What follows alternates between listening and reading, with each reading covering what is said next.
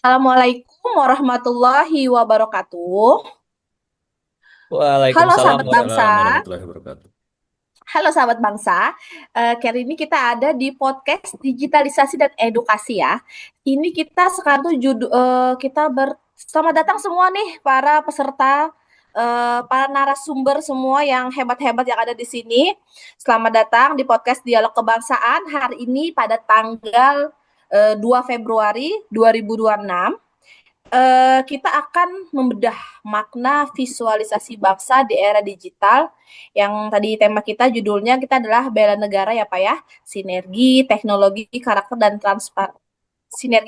dan karakter. Nah, di sini kita kedatangan 4 narasumber yang keren-keren semua nih. Saya langsung aja perkenalan kali ya. Pertama ada Pak Ardi nih. Halo Pak Ardi. Halo Sehat Bu Pak? Rika, sehat Bu. Terima kasih Bu sudah diundang Bu. Halo Oke semua. Pak, mantap. Ya. Ada Pak Anies Rukman juga, Pak Ahmad Anies Rukhan ya Pak, sorry. Pak Ahmad Anies Rukhan. Halo Pak, selamat Halo Bu siang. Rika, salam kenal semuanya narasumber yang lain. Ada Pak Fajri Maulana juga nih Pak, selamat siang Pak. Halo, selamat siang, Bu. Selamat siang, Bapak Ibu yang lain. Ada Mbak Wita juga nih Mbak. Halo Mbak. Halo Ibu, selamat sore. Semoga walaupun podcastnya lewat seperti ini tetap nggak mengurangi makna ya Pak kita semua ya Pak ya. Oke, Siap, luar siap, Bu. biasa ya Pak ya. Kita ada tagline kita nih Pak. Luar biasa bangga melayani bangsa ya Pak ya. Boleh kita ulang dulu nggak Pak? Luar biasa, Luar Luar biasa, biasa, bangga bangga melayani bangga melayani bangsa. melayani bangsa. bangsa. Mantap. Oke. Dan kita nggak berlama-lama Pak, kayaknya para teman-teman yang pendengar juga nggak sabar nih untuk menyaksikan podcast ini. Saya langsung aja, ini saya mau bahas Pak segmen satu nih di keamanan cyber dan kedaulatan data. Karena tadi kita ada judulnya juga visualisasi bangsa ya Pak ya. Nah, ini saya mau tanyakan ke Pak Ardi ya, nggak Pak Ardi ya Pak ya sebagai pengamat IT data center ya Pak ya. Nah, Pak kita Baik-baik. langsung nih Pak, kalau kita ke dapur digital, saya tanda kutip dapur ya Pak ya, dapur digital nih Baik-baik. Pak, di data center. Asalnya mengelola data data server itu kan penting ya Pak ya, dan data itu banyak dan ribuan dan itu penting ya Pak ya. Nah, Betul. banyak anggapan cuman kerjaan mereka yang data center itu kerjaan teknis. Nah, kalau sebagai pengamat nih dari Bapak, ada kaitannya nggak sih Pak data center ini di era digital visualisasi kita ini sama bela negara kita nih Pak?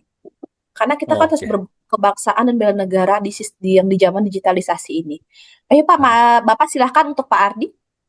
baik Bu Rika, benar sekali Bu. Saya rasa data keamanan cyber ini kalau kita hubungkan dengan kedaulatan rakyat gitu Bu ya, kedaulatan negara kita ini sangat penting. Saya juga selaku pengamat juga melihat kinerja dari pengelola data center negara kita sudah cukup baik. Walaupun mungkin masyarakat melihatnya hanya kulitnya doang, kayaknya nggak kerja apa-apa gitu ya. Padahal di Betul. belakang panggungnya, di dapurnya mereka sangat bekerja keras karena ribuan, jutaan bahkan ya percobaan hacker ataupun cybercrime, cyber attack yang dilakukan oleh pihak-pihak luar terhadap keamanan data kita itu sangat masif sekali Bapak Ibu. Makanya untuk itu kita harus sama-sama jaga hal ini dengan cara salah satunya mengamankan device kita masing-masing dulu ya untuk bisa tidak terjadi penyerangan dari pembobolan data gitu ya. Kemudian dari tim data crisis atau data center itu akan mengoptimalkan secara masif juga untuk bisa mengawal ini semua karena mereka punya tim-tim yang baik juga yang bagus gitu ya yang ahli di bidangnya untuk bisa menjaga keamanan cyber negara Indonesia ini. Demikian mungkin Bu Rika. Berarti kita tuh kayak kayak data center tuh tim balik layar ya Pak ya, yang Betul, nggak betul. terlihat di balik layar. Betul sekali, Ya, Bu. Pak ya, mantap keren banget. Berarti sebenarnya data center itu juga penting pintu masuknya informasi-informasi ya Pak ya yang Betul. pengelola di maupun di daerah pemerintahan, daerah kampus juga ya Pak ya sebagai pengamat seperti itu ya Pak ya. Oke, Betul terima sekali, kasih Bu keren Rika. sekali Pak Hmm. Ardi, terima kasih sekali atas penjelasannya. Kayaknya cukup jelas ya Pak ya bagaimana itu keterkaitannya keamanan cyber kita tuh sama bela negara.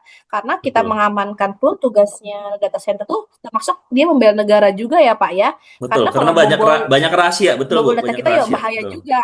Betul sekali. Betul, Pak, betul. Rahasia ya, Pak ya. Rahasia betul, betul, betul. Oke, Pak, Pak Ardi, terima kasih. Saya berlanjut ke ada pertanyaan lagi nih, Pak, di lain nih, Pak ya. Ada kita bahas tentang, sorry, maaf, bahas tentang literasi digital dan perang informasi. Wah, ini menarik banget nih. Ini saya cocok banget nih ini kalau saya kasih ke Pak Ahmad Anis Rukman nih.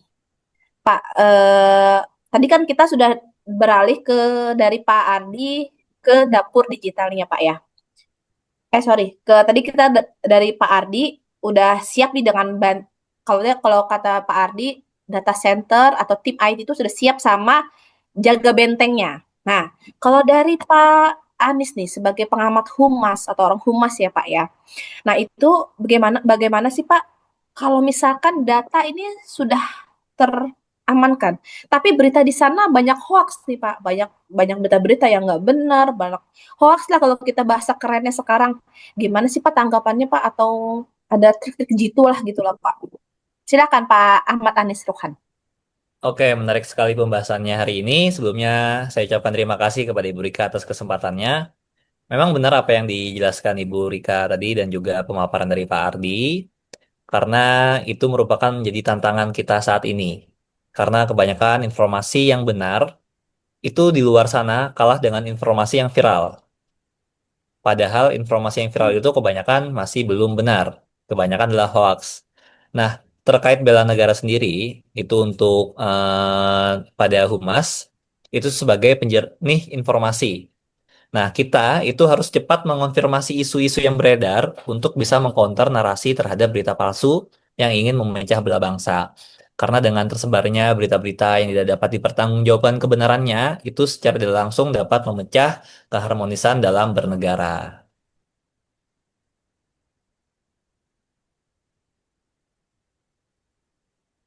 Oke, menarik banget nih Pak tanggapan dari Pak Ahmad Anis Rukhan. Tapi tadi ada yang Bapak bilang memecah belah bangsa. Nah, ini juga sesuai nih Pak sama tema kita hari ini. Bela negara juga ya Pak disebutnya ya Pak ya. Nah Pak, kenapa sih Pak jadi disebut bela negara Pak? Nah, karena musuh sekarang itu tidak cuma sebatas peluru ya, seperti senjata pada zaman peperangan dahulu, tapi sekarang lebih menggunakan narasi. Makanya narasi yang beredar itu bisa lebih berbahaya daripada peluru. Karena satu peluru itu hanya bisa menyasar satu orang. Tapi satu narasi itu bisa menyasar kepada banyak orang. Maka dari situ yang kita harus cermati, karena kalau masyarakat itu terpecah karena adanya adu domba di media sosial dengan berbagai narasi yang beredar, nah maka kita harus mempertahankannya dari dalam. Sehingga kita harus menjaga citra positif dari setiap instansi untuk memberikan pernyataan maupun pemberitaan kepada masyarakat luas. Nah, tentunya tugas masyarakat luas di sini ialah kami himbau agar bisa men-screening setiap berita yang masuk kepada mereka, sehingga tidak terjadi perpecahan tersebut. Menarik sekali. Nah, buat teman-teman semua itu seperti tadi kata Pak Ahmad Anies Rukhan bahwa kita harus men-share apa berita-berita itu harus di filter dulu lah ya Screening Pak ya. ya, difilter Di dulu. screening dulu ya Pak ya, jangan sampai termakan isu-isu yang tidak benar yang mengakibatkan memecah belah bangsa ya Pak ya. Oke, terima kasih ya Pak atas penjelasan detailnya nih dari Bapak, menarik sekali. Semoga teman-teman saya dapat menangkap dengan jelas. Nah, ini ada juga aku lanjut ya Pak ya, ada segmen yang bagus juga nih Pak. Sekarang ini lagi hip nih, pasti anak-anak muda suka banget nih kalau apalagi para mahasiswa, para anak-anak sekolah yang udah berkecimpung di dunia digital, udah melek lah pendidikan karakter di era AI dan di era AI. Nah, ini keren nih, kalau menarik nih kalau aku kasih pertanyaan atau kasih minta pendapat dari Bapak Ibu dosen. Ada Pak Fajri sama Mbak Wita. Ke Pak Fajri dulu deh. Pak, ini kan banyak nih Pak ya di era digital ini yang sekarang itu yang apa-apa AI, anak-anak tugas-tugas AI, gampang ada AI. Lah, ini jadi peran dosen ini bagaimana Pak jadinya Pak? Karena AI kan semakin merajalela, tapi ada positif ada negatifnya ya Pak ya, tergantung Ya. orang itu sendiri menggunakannya. Nah, bagaimana Bapak memastikan nih mahasiswa atau mahasiswa dengan Bapak dosen yang mempunyai tetap jiwa Indonesia Pak, tetap mempunyai jiwa bahwa dia memang karakter mahasiswa belajar nggak harus sama AI semua gitu Pak. Bagaimana Hmm. Pak? Silahkan Pak Fajri. Oke, siap. Ini sangat menarik pembahasannya, Bu.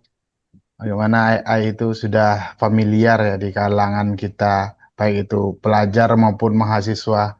Jadi eh, AI itu ibaratkan apa, pisau bermata dua.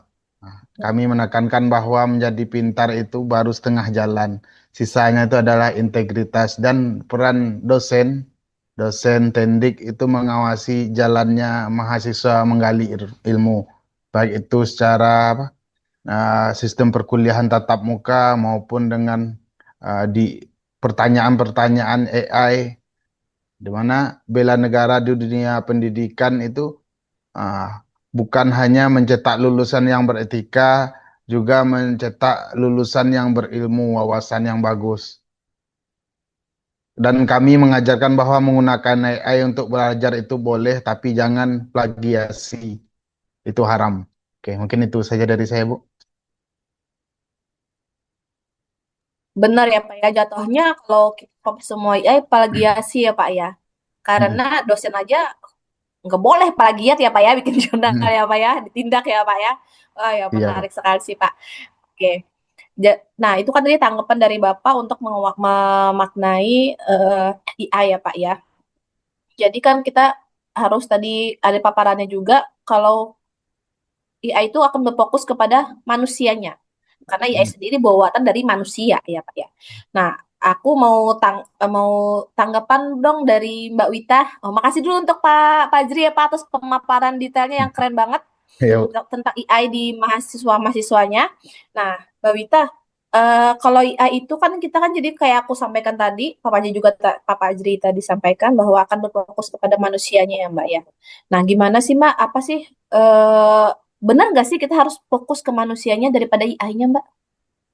Baik, terima Silakan kasih Mbak Wita. Ibu Rika. Em, Benar, hal tersebut di saat seperti ini kita memang sangat membutuhkan sumber daya manusia yang berdaya saing global.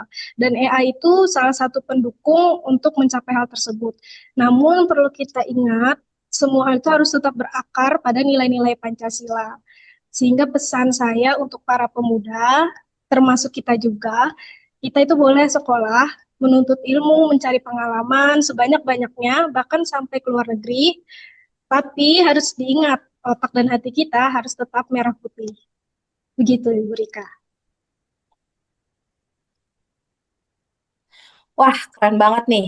Sampai ke luar negeri, tapi otak dan hati harus tetap merah putih. Wah, sangat apa ya, meningkatkan semangat kita nih semua ya, atau para para penonton yang ada di luar sana, bahwa sepandai-pandainya kita tetap harus ya Pak ya, balik lagi kita akan jiwa bangsa dan negara kita. Ini aku ada closing statement nih dari kita tadi, kita ada membahas tentang keamanan cyber yang membuat kita eh, keterkaitannya dengan bela negara ya Pak ya. Tadi kita ada juga membahas berita hoax-hoax yang memang lagi sangat-sangat banyak yang terjadi di Indonesia saat ini ya Pak ya. Terus juga ada karakter AI dan juga ada karakter AI yang semakin mendunia lah gitu ya Pak, banyak lagi sekarang. Nah, terima kasih banyak atas waktunya, atas ilmunya, atas sharing-sharing sessionnya di sini. Saya mau closing ya Pak ya, izin. Luar biasa sekali. Ternyata bela negara itu adalah sinergi dari menjaga sistem, terus tuh berketerkaitan lagi kita dengan penyaringan penyaringan berita-berita dari berita-berita yang nggak benar disaring lah menjadi berita-berita yang benar ya Pak agar tidak kemakan hoax. Dan juga bagaimana ibu-ibu dosen, ibu dan bapak dosen menjaga karakter anaknya ya Pak ya supaya tetap jiwa Indonesia ya Pak ya. Oke, tadi saya kira ada yel ya, bangga melayani bangsa ya. Oke, kita semua bangga Bangga Bangga melayani melayani melayani Bangsa. bangsa. bangsa. Oke, teman-teman semua yang di luar yang sedang menonton podcast ini, saya Rika Sartika. Sampai jumpa di podcast selanjutnya. Merdeka. Assalamualaikum warahmatullahi wabarakatuh.